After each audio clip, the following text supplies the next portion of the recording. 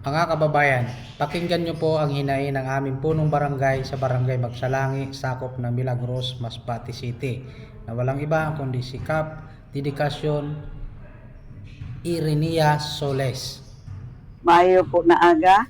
Po si Kapitan Dedikasyon Solis, Barangay Magsalangi, sako po San Milagros, Masbate.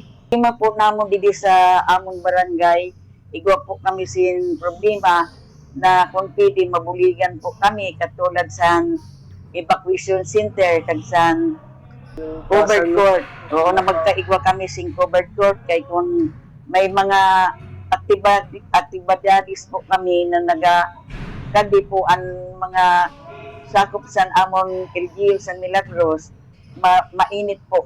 Kaya gusto namo na magkaigwa kami sin covered court dito sa amon barangay Magsalangi.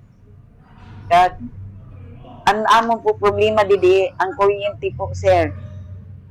Kay wala po kami sing kuryente didi sa barangay Magsalangi, amo po ina ang problema sa mga pumuluyo didi sa amon barangay.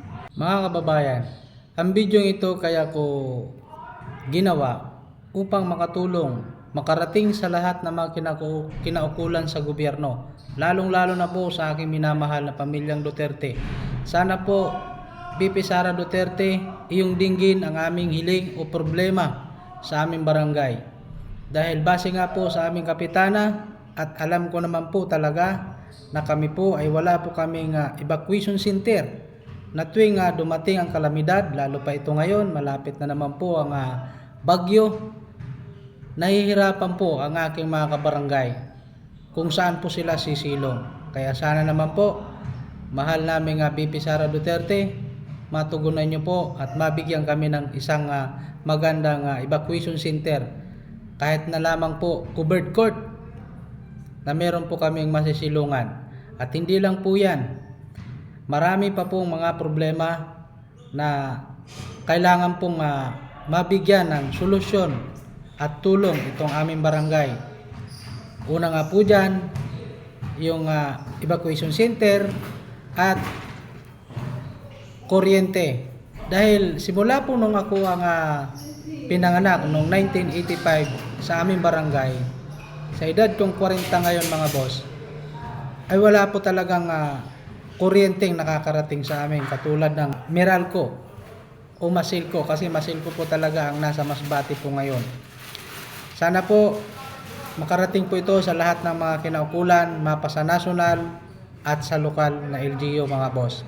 Pangatlo po, isa sa mga kailangan namin na magkaroon po kami ng service vehicle katulad na lamang po ng ambulance.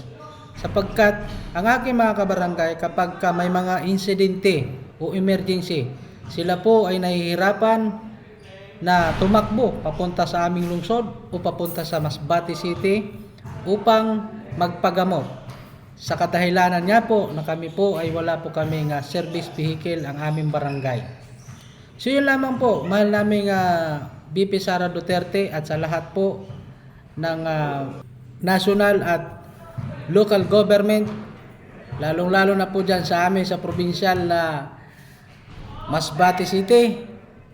Mga boss, family ko, ayan, simulan natin kay Gob, kay Congressman at saka kay Mayor, Kong, Gob.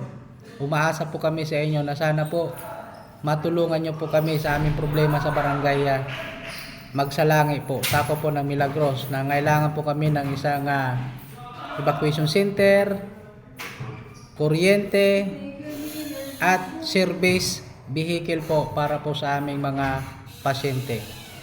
Maraming salamat po sa wala pa, at Diyos mabalos sa lahat po na tumulong, at pakishare nyo naman po ito para makarating po sa kanila at makatulong tayo sa aking mga kabarangay.